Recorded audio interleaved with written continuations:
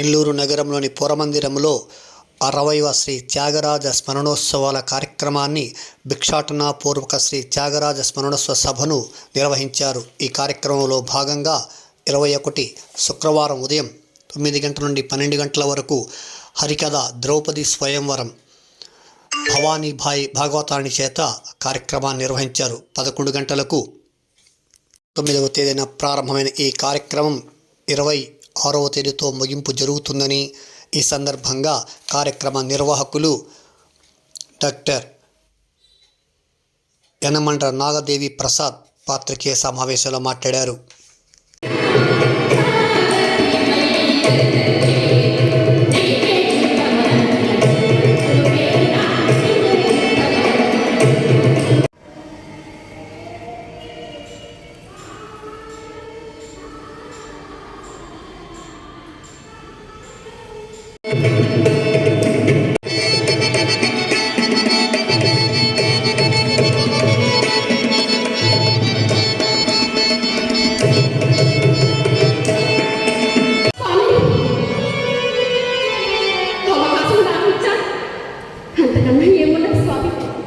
మీరు ఆయుధం ముట్టవద్దు, యుద్ధం చేయవద్దు, సారథిగా నా రథంలో కూర్చొని ఉంటే నాకంతే అర్జునుడు.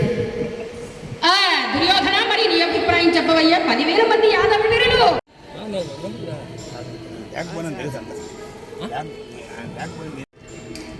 నా పేరు యనమండ్ర నాగదేవి ప్రసాద్. భిక్షాటనాపూర్వక శ్రీ త్యాగరాజ స్మరణోత్సవ కార్యదర్శిగా ఉంటున్నాను. 1965లో శ్రీ పంటార సామూర్తి గారు, అంటే వాసుపల్లి గారి తండ్రి గారు, అలాగే మా తండ్రి గారు యనమండ్ర వెంకటరాజు గారు ఈ సభను స్థాపించి ముంచువృత్తి చేస్తూ అత్యంత వైభవంగా త్యాగరాజోత్సవాలు టౌన్ హాల్లో జరుపుతూ వచ్చారు. వారి తదనంతరం బాసుమణి గారు గౌరవాధ్యక్షులు ఉంటూ నేను కార్యదర్శి ఉంటూ కార్యనిర్వహిస్తాను. తర్వాత బాసుమణి గారికి అందించిన తర్వాత చరణ్ గారు గౌరవాధ్యక్షులు ఉంటూ నేను పుస్తక కార్యదర్శిగా ఉంటూ ఇప్పుడున్న కార్యవర్గంతో కలిసి మేము పాత పద్ధతిలోనే ముంచువృత్తి చేస్తూ ఈ త్యాగరాజోత్సవాలు వైభవం చేస్తున్నాం. ఈ సంవత్సరం 60వ సంవత్సరం షష్టభ్య మహోత్సవంగా దీన్ని ఏర్పాటు చేసుకున్నాం. ఈ సందర్భంగా ఎప్పటి వల్లే ఉదయం మధ్యాహ్నం హరికథలు, సాయంకాలం 4 గంటల లోకల స్థానిక విద్వాంసుల కచేరీలు, రాత్రిపూట పెద్ద కచేరీలు, ఇతర రాష్ట్రాల్లో చేసిన వాళ్ళ కచేరీలు ఏర్పాటు చేశాము. 60వ సంవత్సరం సందర్భంగా నెల్లూరులో కడాంబి నరసింహన్ అనే వ్యక్తి సంతానం పేరే అయినటువంటి ప్రతి ఒక్కరికి తెలిసింది. అతను అట్ట మొక్కలతో బొమ్మలు తయారు చేయడం మొదలుపెట్టారు.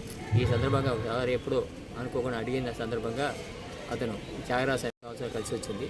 ఆ సందర్భంగా రంగనాపేట నుంచి ఊరేగింపుగా అట్టమొక్క తయారు చేసిన త్యాగరాజ స్వామిని, అలాగే అంతకుముందు అతను తయారు చేసినటువంటి భూదేవి, శ్రీదేవి సమేత వెంకటేశ్వర వారి విగ్రహంలోను, అలాగే మూలవైన రాముల వారిని గరుడ వాహనం మీద ఊరేగింపు అక్కడిని తీసుకొచ్చి ఇక్కడ కలిసి స్థాపన ప్రతిష్టా కార్యక్రమం అంతా నిర్వహించాము. నేనంటే కార్యక్రమం చాలా చక్కగా జరిగింది. మొన్న గారిని నిన్న కానీ సంగీత కచేరీలు అంతే బాగా సింహ ప్రజలు కూడా చేసి బాగా సహకరించారు. ఈరోజు 3వ రోజుగా ఈ కార్యక్రమాలు జరుగుతున్నాయి. ప్రతిరోజు ఉదయం మధ్య హరికథలు ఎప్పటి వల్ల ఏర్పాటు చేశాము. సాయంకాలం కూడా అన్నప్రసాద వితరణ కూడా ఏర్పాటు చేసి సాయంకాలం పని చేస్తున్నాము.